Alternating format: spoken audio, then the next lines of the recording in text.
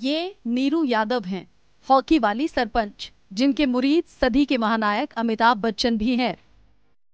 3 गांव की सरपंच हैं, लड़कियों के पंख को परवाज देना चाहती हैं, इसीलिए सरपंच बनने के बाद लड़कियों के लिए एक हॉकी टीम तैयार कर डाली। अपनी तनख्वाह से कोच रखा, ट्रेनिंग पर नजर रखी और गांव की लड़कियों को हॉकी वाली मर्दानी बना डाला। नीरू यादव एक बर्तन बैंक भी चलाती हैं, जहां लोगों को बर्तन किराए पर देती हैं, लेकिन पैसे नहीं लेती। लोगों को बर्तन इस्तेमाल करने के लिए देती हैं ताकि कोई प्लास्टिक के डिस्पोजल का इस्तेमाल ना कर सके और गांव प्लास्टिक मुक्त हो जाए। पहली महिला सरपंच जो सच्ची सहेली महिला एग्रो का संचालन करती हैं, जहां किसानों को खाद और बीज कम कीमत पर मिलते हैं। एक महिला से परिवार बनता है, परिवार से घर, यही घर समाज बनाता है और समाज से बनता है देश। नीरू यादव जैसों से मुल्क में बेहतरी की गुंजाइश है। बीएससी, एमएससी, बीएड, एमएड और पीएचडी करने के बाद एक ख्वाब को जिद बनाया, जिद को जुनून और फिर उसे लड़कियों की जिंदगी संवारने का जरिया बना डाला। झुंझुनू की ग्राम पंचायत की सरपंच आज देश की आधी आबादी का मान है, शान है, स्वाभिमान है। राजपूती ड्रेस में राजस्थान के संस्कार के साथ लड़कियों के भविष्य को आकार देती हैं। 140 करोड़ का भारत कहता है, ओ हॉकी वाली सरपंच, चक दे इंडिया। भारत की आधी आबादी का भरोसा बनने के लिए शुक्रिया नीरू। हम महिलाएं के खास एपिसोड में आपका बहुत स्वागत है। आपके साथ मैं रचना बंसल। हम महिलाएं यानी कि आधी आबादी, और आधी आबादी की आवाज उठाने का जिम्मा राजनेताओं के पास होता है। राजनेताओं में अगर महिलाओं की भूमिका हो तो अलग तरीके से देखी जाती है, और अगर राजनीति को थोड़ा सा कम स्तर पर मैं आंकूं या फिर शुरुआत उसकी देखूं तो गांव-गांव में प्रधान और सरपंच के तौर पर वो भूमिका निभाते हुए आपको नजर आएंगे। लेकिन एक सरपंच हैं जिनकी चर्चा सिर्फ एक राज्य तक नहीं बल्कि देश भर में है, और उन्हीं चर्चाओं के बीच में उन्हें कौन बनेगा करोड़पति में इन्वाइट किया गया अमिताभ बच्चन के जरिए।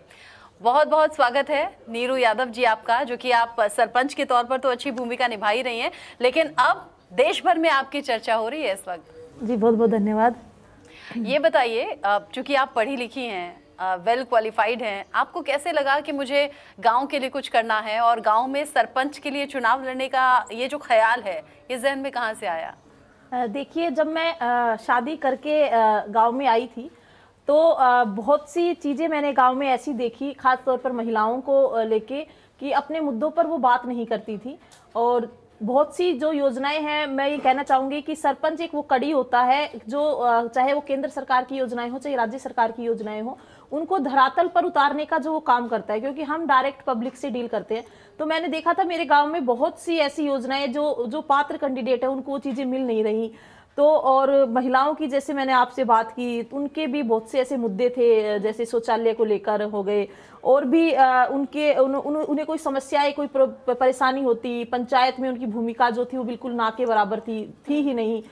तो इस टाइप की, और फिर कुछ शुरू से ही एक सोशल काम करने का हमेशा से ही मन में था, लोगों की मदद करना, और फिर कुछ ऐसा करना था कि ग्राउंड के ऊपर कि कुछ अच्छा मैं करूं। तो फिर एक बार फिर उस समय जो था ये महिला सीट आई उसमें, तो फिर विचार बनाया मन में कि क्यों ना मैं भी सरपंच का चुनाव लड़के देखूं और सरपंच का चुनाव लड़ूं और गांव के लिए कुछ मैं अच्छा करूं। तो बस वहीं से मेरे मन में ये विचार आया कि मेरे को भी सरपंच का चुनाव लड़ना चाहिए। और फिर जब मैंने परिवार के सामने इस बात को रखा कि मैं चुनाव लड़ना चाहती हूँ और सरपंच के तौर पे अपने गांव में काम करना चाहती हूँ, तो फिर परिवार ने भी इस चीज़ में सपोर्ट किया कि अगर तुम्हारी इच्छा है तो चलो हम इस चीज़ के लिए कोशिश करते हैं। और फिर मैंने 3 अक्टूबर 2020 को मैं अपनी पंचायत की सरपंच चुनी गई। अच्छा, सरपंच तो समझ में आता है, लेकिन ये हॉकी वाली सरपंच आपका नाम क्यों रखा गया है? हॉकी वाली सरपंच मेरा नाम इसलिए रखा गया क्योंकि जब मैं पहले तो मैं ये बता दूं कि मेरा मायका जो है वो हरियाणा के अंदर है, और नारनौल जो हरियाणा राजस्थान बॉर्डर के ऊपर। तो मेरे को खुद मतलब हॉकी खेलने का बहुत शौक था। लेकिन क्योंकि मैं दक्षिण हरियाणा से आती हूँ तो वहाँ वो सुविधाएं हमें भी शायद नहीं मिल पाई, मुझे भी नहीं मिल पाई, और मैं अपना सपना जो है वो पूरा नहीं कर पाई। लेकिन जब मेरे को ये पता लगा कि मेरी पंचायत में कुछ लड़कियां ऐसी हैं जो स्कूल में जिन्होंने हॉकी खेला था और उनको इंटरेस्ट है हॉकी खेलने में, तो वो सपना मेरे को उनके अंदर दिखाई दिया कि मैं नहीं कर पाई, क्योंकि अगर मैं इनका सपोर्ट बनूं या मैं इनको वो चीजें अवेलेबल करवा के दूं तो शायद ये लड़कियां आगे जा सकती हैं। तो अपने सपने को उनके अंदर जब मैंने देखा तो मैंने उन लड़कियों से बात की, और उनसे बात करने के बाद काफी सारी उस घर के की दहलीज से और गांव के ग्राउंड तक बच्चियों को लाना एक बहुत बड़ी चुनौती था मेरे लिए, क्योंकि जिस क्षेत्र से मैं आती हूँ वो पुरुष प्रधान समाज है, और लड़कियों को गांव में, ग्रामीण क्षेत्र के अंदर कहीं ना कहीं मानसिकता होती है कि बच्चियों को कोई फील्ड पर खेलने के लिए भेजता नहीं है। इसलिए नहीं भेजते क्योंकि ज्यादातर फील्ड पे खेलते हुए लड़के ही मिलते हैं, तो एक सिक्योरिटी का भी एक सवाल उठ जाता है बच्चियों के लिए। तो उनको वहां तक लाने के लिए काफी समस्या और काफी चुनौतियों का सामना मेरे को करना पड़ा। उनके पेरेंट्स से बात करनी पड़ी, अगर पेरेंट्स मान जाते हैं तो परिवार में कोई नहीं मानता कि उसके चाचा क्या बोलेंगे या फिर पड़ोसी क्या बोलेंगे, हम भेजेंगे नहीं। फिर उनकी ड्रेस को लेकर की समस्याएं आई कि ऐसे कपड़े पहन के हमारी लड़कियां फील्ड में नहीं खेलेंगी, तो वो सब चीजें आई। तो जब मैं उनको लेके वहां तक आई और हमने जब शुरुआत की, तो क्योंकि एक सरपंच का भी एक दायरा होता है, और जब हमने शुरुआत की थी तो हमारे पास ग्राउंड नहीं था, और उस समय राजस्थान में ग्रामीण ओलंपिक खेलों का भी उस टाइम आगाज हो गया था। तो फिर हमने शुरुआत की अपने गांव से 8-10 किलोमीटर दूर एक हॉकी का ग्राउंड था, वहां से हमने शुरुआत की, और वहां बच्चियों को दोनों समय लेके जाना, 2 घंटे सुबह 2 घंटे शाम, और उनके साथ में जाती थी। तो उस समय फिर जब लड़कियां ब्लॉक लेवल के ऊपर हमारी टीम विजेता रही और डिस्ट्रिक्ट लेवल तक वो खेलने गई, तो वो मेरे एफर्ट्स को देखकर लोगों ने मैंने कभी नहीं सोचा था कि मुझे हॉकी वाली सरपंच के नाम से लोग जानेंगे, तो वहां से मुझे ये नाम दे दिया गया कि ये वो हॉकी वाली सरपंच है जो अपनी लड़कियों को दोनों टाइम लेके आती है और इनके साथ रहती है, और इतनी अच्छी इसने टीम तैयार की है। तो वहां से मेरे को हॉकी वाली सरपंच का जो है वो नाम मिला। आपकी सारी बातें सुनकर, जानती है मेरे सामने बिल्कुल चक दे फिल्म चल रही है, और चक दे की कबीर खान में मैं आपको देख रही हूँ, यानी कि शाहरुख खान की जो भूमिका थी वो आपने असल जिंदगी में अपनी जो हॉकी की टीम है वो बनाकर की है। फंड्स की दिक्कत जो है वो कैसे दूर होती है? वो ऐसे ही दूर हुई कि मैंने अपनी सैलरी से उनको जो भी सामान था हॉकी का वो सब अवेलेबल करवाया। कुछ हमने गांव में लोगों से बात की, जन सहयोग से हमने पैसा इकट्ठा किया, और फिर हमने अपने पंचायत के अंदर अब हॉकी का हमने ग्राउंड भी बना लिया है, और हमने एक कोच भी रखा हुआ है जो दोनों टाइम जो है पंचायत में जो लड़कियां हैं उनको तैयारी करवाता है। और उसके साथ साथ अब जब वो बच्चियां खेलती हैं और जब वो मेरे साथ मुंबई गई केबीसी के अंदर, तो बाकी गांव की और लड़कियों के मन में भी अब वो आगे से आके बोलती हैं कि हमें भी जो है हॉकी खेलना है, हम भी खेलना चाहते हैं। तो बाकी लड़कियों के लिए प्रेरणा मेरी पंचायत की जो हॉकी की टीम है वो बनी है। आसपास के गांव की बच्चियां भी अब खेलने के लिए ग्राउंड के ऊपर आती हैं, और मैं चाहती हूं कि मेरी जो लड़कियां हैं मेरी पंचायत से जो हॉकी खेलती हैं उन लड़कियों का नेशनल में भी सिलेक्शन हो, उसकी तैयारी हम लोग अभी कर रहे हैं। राजस्थान ही नहीं देश भर में चर्चा है हॉकी वाली सरपंच की, और नाम ऐसा कमाया कि फिर केबीसी में आपको एज अ गेस्ट इनवाइट किया गया। अमिताभ बच्चन के सामने जाना, उनके मुंह से अपने काम की तारीफ सुनना कैसा लगा, और कैसे ये ख्याल आया कि खुद अकेले नहीं जाना है, मैं तो अपनी टीम को भी साथ लेकर जाऊंगी? वो ऐसे आया कि जब मुझे केबीसी के लिए मुझे बुलाया गया था, तो जब मेरे पास पहली बार फोन आया तो मेरे को यकीन नहीं हुआ कि मेरे को जो है वो केबीसी में बुलाया जा रहा है। तो शुरू में तो मुझे यही लगा कि कहीं कोई फ्रॉड कॉल तो नहीं है, क्योंकि आजकल साइबर क्राइम इतना ज्यादा है। लेकिन जब उन्होंने दोबारा फोन किया और जब केबीसी की टीम मेरे गाँव के अंदर आई तब मुझे यकीन हुआ, और बिल्कुल बहुत अच्छा मेरे को लगा कि एक गांव के, राजस्थान के एक छोटे से गांव की सरपंच जिसे सपनों की नगरी के अंदर बुलाया गया और इस सदी के महानायक के सामने हॉट सीट पर खेलने का मुझे मौका मिला। लेकिन जब मैंने शुरुआत की थी तब मेरे को ये नहीं पता था कि मेरे काम को इतना अप्रिसिएशन मिलेगा और मैं वहां तक मैं जाऊंगी। और हॉकी वाली टीम को मैं इसलिए लेके गई क्योंकि बच्चियों के साथ मैं हमेशा से रही हूँ और वो भी मेहनत करती हैं, और मेरे को हॉकी वाली सरपंच का एक नाम जो मिला है तो उन बच्चियों की वजह से ही मिला है। तो मैं उनको इसीलिए अपने साथ लेके गई थी कि ये भी बाहर जाए, बाहर की दुनिया को देखें, इनके अंदर भी वो कॉन्फिडेंस आए कि हम क्या क्या कर सकती हैं। क्योंकि गांव के उस दायरे से निकल के बाहर जाना और बाहर महिलाएं कितना आगे बढ़ रही हैं, वो सब उनको देखने के बाद जो उनके अंदर कॉन्फिडेंस आएगा और जो जुनून उनके अंदर आएगा, इसलिए मैं उनको उस प्लेटफॉर्म तक लेके गई थी ताकि वो भी अपने लाइफ में एक अच्छा गोल अचीव करें और वो भी ये ना सोचे कि हम ये चीजें नहीं कर सकते। तो इसलिए मैं उनको अपने साथ में लेके गई। बहुत अच्छी आपकी सोच है और बहुत खूबसूरत और अच्छी भी आप लग रही हैं। अच्छा, ये लिबास बड़ा अट्रैक्टिव सा है और बहुत अच्छे से आप तैयार हैं, लेकिन जब मैं आपके लिबास को देख रही हूँ और चूंकि आपने कहा मैं हरियाणा की बेटी हूँ, राजस्थान में मेरी शादी हुई है, तो मुझे हरियाणा और राजस्थान दोनों ही राज्य ऐसे नज़र आते हैं जहाँ महिलाएं घूंघट में रहती हैं, घर से बाहर निकलने में परहेज करती हैं। हालांकि एक्सेप्शन केसेस हर जगह होते हैं, हरियाणा और राजस्थान में भी हैं, लेकिन चूंकि आपने कहा कि बचपन में इतनी सुविधाएं नहीं मिली थी, अलग अलग रीज़न हो सकते हैं, इस घूंघट से निकलकर घर की चौखट से बाहर जाना, फिर सिर्फ अपने और अपने परिवार के लिए नहीं बल्कि पूरे गांव के लिए काम करना, कितना टफ रहा? क्या क्या चैलेंजेस आए? देखिए, टफ तो एक महिला के लिए किसी भी क्षेत्र में वो चली जाए सब जगह होते हैं, चुनौतियां उसके सामने सबसे ज्यादा आती हैं। मैं तो ये कहती हूँ कि एक महिला को, एक लड़की को पुरुषों से ज्यादा अपने आप को प्रूव करना पड़ता है, एक कदम उनसे। और हर जब कोई महिला किसी भी क्षेत्र में काम करती है तो एक पुरुष से इतने सवाल नहीं किए जाते जितने उससे किए जाते हैं कि आप इस क्षेत्र में आई तो आपने अलग क्या किया, ये एक महिला से हमेशा पूछा जाता है। मैं महिला सरपंच बनी तो मुझसे, मैं जब भी जहां भी जाती हूँ तो ये जरूर पूछते हैं कि एज ए महिला सरपंच आपने क्या किया, लेकिन पुरुष से कोई इतना पूछता नहीं है कि आपने एज ए पुरुष सरपंच क्या किया। तो चुनौतियां तो हर क्षेत्र में आते हैं, मेरे सामने भी आई। बिल्कुल आप सही कह रहे हैं कि घूंघट से बाहर निकल के महिलाएं को आगे अपने क्षेत्र में काम करने में काफी चुनौतियों का सामना करना पड़ता है। जिस राजस्थान प्रदेश से मैं आती हूँ, कहीं ना कहीं पुरुष प्रधान समाज है जिस क्षेत्र से मैं आती हूँ, लेकिन मैं अपने आप को इसलिए सौभाग्यशाली मानती हूँ क्योंकि मेरे सफर में मेरे परिवार ने मेरा बहुत अच्छे से साथ दिया है। मेरे काम को लेकर जिस समय मैं सरपंच बनी थी उस समय मेरे गांव के अंदर भी ये माहौल था, ये चीजें थी कि ये महिला सीट के ऊपर सरपंच बनी है तो सरपंच का काम तो परिवार का कोई पुरुष ही करेगा, क्योंकि मानसिकता इसी प्रकार की होती है और शुरू से चलती भी यही आई थी। लेकिन जब मैंने शुरुआत की तो लोगों को इस चीज को एक्सेप्ट करने में समय लगा था, क्योंकि जब वो लोग आते थे तो वो मुझे नहीं बोलते थे, वो परिवार में से किसी को कि आपके ससुर जी को बुलाओ। या फिर एक वाकया मेरे साथ ऐसा हुआ, जब मैं बैठी हुई थी और गाँव के 4-5 जो बड़े लोग जो आए तो वो आके बोले कि सरपंच को बुलाओ, तो मैंने बोला कि मैं ही सरपंच हूँ। बोला नहीं उसको बुलाओ, अब मेरे हस्बैंड का नाम लेके बोले कि उनको बुलाओ या तो तब मैंने उनको एक शब्द में ये कहा था कि आपने मुझे चुना है, चुनाव मैंने लड़ा है, तो आपकी सरपंच मैं, आपको कोई भी काम है आप मुझसे कहिए। तो जब वो तो फिर उनको ये लगा कि हाँ अब इन्हीं से बात करनी होगी, तो लोगों को गाँव में ये चीज एक्सेप्ट करने में बड़ी समस्या आती है। कितने गाँव हैं आपके अंडर में और आपके सरपंच बनने के बाद गांव की महिलाओं की जिंदगी कितनी बदली है? देखिए, मेरी पंचायत का नाम जो पंचायत हेडक्वार्टर है वो लांबी अहीर है और 3 गांव आते हैं, जिसमें से एक लांबी गांव है, एक सहड गांव है और एक कानसिंहपुरा गांव है। मेरी पंचायत में 3 गांव हैं।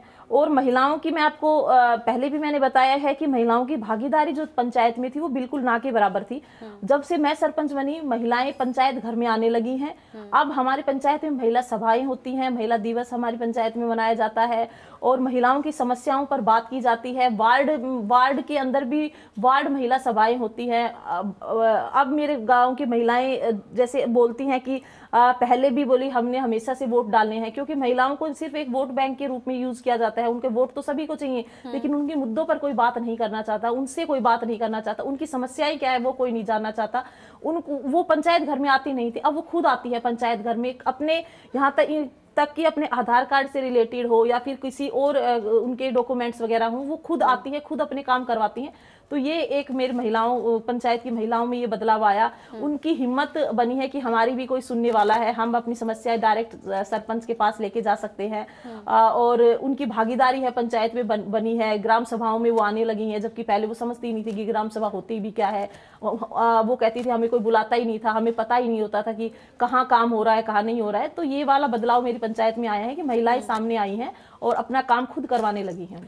अच्छा, कॉन्फिडेंस तो अच्छा आया है महिलाओं में, लेकिन इंडिपेंडेंट वो बने, इसके लिए क्या इनिशिएटिव लिए हैं आप? देखिए, इनके लिए इनिशिएटिव मैंने ये लिए है, जो राजीविका के जितने भी समूह हमारी पंचायत के अंदर है उन महिलाओं को हमने ट्रेनिंग दिलवाई है। कुछ महिलाएं हैं जो सिलाई का काम करती हैं, कुछ महिलाएं हैं जो जिन्होंने अपने घर में दुकान की है, कुछ महिलाएं हैं जो पार्लर का काम करती हैं और जो छोटे मोटे सामान है वो बनाती हैं। तो इस प्रकार से उनके अंदर एक कॉन्फिडेंस आया है। बहुत अच्छी आपकी सोच है और उस सोच पर आप काम कर रही हैं और बहुत कम वक्त, 3 साल का ही वक्त हुआ है आपको एज ए सरपंच, लेकिन गांव में वो बदलाव दिख रहा है। एक और बदलाव और एक बहुत बड़ी दूरदर्शी सोच आपकी है प्लास्टिक मुक्त अपने गांव को बनाने की। एक तरफ तो देश में सरकार की ये कोशिश है कि सिंगल यूज प्लास्टिक बैन हो और जगह जगह ये कैंपेन चल भी रहे हैं, लेकिन आपका गांव ऑलरेडी प्लास्टिक फ्री हो चुका है।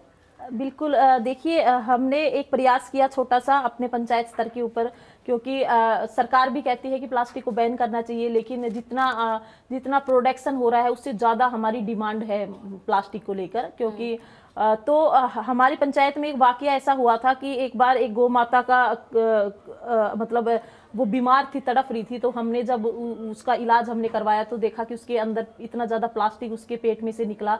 तो वो बहुत ही कि बेजुबान जानवर है जो बोल नहीं सकते। हम शादियों में इतना ज़्यादा यूज़ करते हैं प्लास्टिक को कि वो झूठा खाना उसमें पड़ा रहता है, तो उसके साथ साथ वो प्लास्टिक भी खा रही हैं। तो फिर हमने अपनी पंचायत के अंदर ये इनिशिएटिव लिया कि हम, क्योंकि एकदम से किसी भी चीज को हम बैन नहीं कर सकते, लेकिन हम जब हम दूसरे के लिए अल्टरनेट कोई दे देंगे तो जाहिर सी बात है फिर वो उस चीज को कम यूज करेगा। तो फिर हमने अपनी पंचायत के अंदर एक बर्तन बैंक की स्थापना की। लोगों से हमने बात की कि हम थोड़ा धीरे धीरे करेंगे, क्योंकि एकदम से किसी चीज में बदलाव नहीं होता, पीढ़ियां चली जाती हैं कोई किसी भी उसमें बदलाव लाने के लिए। तो हमने अपने पंचायत में बर्तन बैंक की स्थापना की। 5,000 से 7,000 तक के बर्तन हैं हमारे बैंक के अंदर, वो भी स्टील के। तो अब हमारी पंचायत में कोई शादी या कोई भी फंक्शन होता है कुछ भी, तो हम वो बर्तन ही यूज करते हैं। जो परिवार बर्तन यूज करता है वो गिन के बर्तन लेके जाता है, वापिस गिन के उसमें जमा करवा देते हैं, और उसके बाद अपनी इच्छा से कोई उसमें ऐड करना चाहे तो वो ऐड कर सकता है। तो हमने ये एक वो रखा है, क्योंकि उससे फिर वो बर्तन बैंक बढ़ता चला जाएगा। और बाकी पंचायत में और पर्यावरण के अंदर तो भी हमारी एक छोटा सा योगदान रहेगा ही। और मैं सभी से ये कहना चाहती हूँ कि शादियां पहले भी गाँव के अंदर होती थी, और उस समय अगर बारात आती थी तो हम खाट इकट्ठा करते थे, और पंचायत के अपने खुद के बर्तन हुआ करते थे। तो शादियां पहले भी होती थी। तो हर पंचायत के अंदर एक ऐसी बर्तन बैंक की आवश्यकता है। हम एक छोटे स्तर से शुरुआत कर सकते हैं पर्यावरण को साफ करने का। तो ये हमने छोटा सा एक अपनी पंचायत में प्रयास किया है। ये जो प्लास्टिक फ्री आपने गांव किया है, ये किस सोच के साथ किया है? क्योंकि पर्यावरण के लिहाज से कहते हैं कि भाई सिंगल यूज प्लास्टिक बहुत ज़्यादा खतरनाक है, इसको ख़त्म किया जाना चाहिए। क्या पर्यावरण आपके जहन में रहा? हालांकि गांव की तो वैसे ही बहुत शुद्ध और साफ हवा होती है। बिल्कुल, देखिए पर्यावरण के बारे में मैं हमेशा सोचती हूँ। उसके लिए मैंने अपनी पंचायत के अंदर एक ये है कि जिस भी लड़की की शादी होती है, एक नवाचार मैंने अपनी पंचायत में किया होती है, तो मैं उस लड़की से उसकी शादी में कन्यादान के अंदर मैं पेड़ देती हूँ पंचायत की तरफ से, और उस बच्ची से ही वो पेड़ हम लगवाते हैं और शपथ दिलवाते हैं उसके परिवार को कि वो इस पेड़ को पालेंगे। नवविवाहित जोड़ा भी कोई है, शादी लड़के की होती है, तो उसकी मुंह दिखाई में भी हम उस नवविवाहित जोड़े से पेड़ लगवाते हैं और उनसे शपथ हम पंचायत की तरफ से दिलवाते हैं कि आप इस पेड़ का जो है वो रख रखाव करेंगे। एक हमने अभी पर्यावरण को लेकर एक मुहिम भी हमने चलाई अपने पूरे ब्लॉक के ऊपर, मेरा पेड़ मेरा दोस्त, जिसमें हमने पूरे ब्लॉक के जितने भी सरकारी विद्यालय हैं उसमें बच्चों को पेड़ वितरित किए हैं और उनसे शपथ दिलवाई है कि वो सभी इसको एक दोस्त के रूप में इस पेड़ को पालेंगे। तो बच्चों के अंदर बड़ा उत्साह था इस चीज का और उन्होंने उसका नाम भी रखा और वो पेड़ लगाया। तो इस प्रयास से अगर हमने 21,000 31,000 पेड़ अगर हमने बांटे हैं, तो अगर उनमें 11,000 पेड़ भी अगर लग जाते हैं और बड़े हो जाते हैं, तो पर्यावरण के क्षेत्र में हमारा एक छोटा सा योगदान मैं मानूंगी कि वो रहेगा। तो ये सब हमने पर्यावरण को लेकर भी अपनी पंचायत और अपने आसपास के क्षेत्र में किया है। अच्छा, अभी जब सरपंच की बात हो रही थी और मैंने पूछा है शुरुआत कहाँ से हुई, तो आपने कहा महिला रिजर्व सीट आ गई थी, तो सोच वहां से बनी कि हाँ मैं सरपंच का चुनाव लड़ूं, और मैं सरपंच चुनी गई। अभी देश में चूंकि महिला आरक्षण बिल को लेकर बहुत ज्यादा चर्चा हो रही है, इस फैसले को आप किस तरीके से देखती हैं देश के लिहाज से, महिलाओं की भूमिका के लिहाज से? हाँ बिल्कुल, महिला आरक्षण की आपने बात की, तो मोदी जी ने जो ये तोहफा हम महिलाओं को दिया है, मैं उसका दिल से मोदी जी को धन्यवाद भी देती हूँ। दिल की सुनेंगे तो फिर नीरू यादव की तरह ही नाम कमाएंगे, और नाम ऐसा कि देश भर में चर्चा उनकी हो रही है। नीरू यादव जी, आप यहाँ पर आए, अपना अनुभव आपने शेयर किया, साथ ही आपका विजन बहुत क्लियर है। आप इसी तरीके से आगे बढ़ती रहिए, अपने फैसलों के लिए जानी जाइए और खूब नाम कमाइए। भविष्य के लिए आपको बहुत बहुत शुभकामनाएं। धन्यवाद।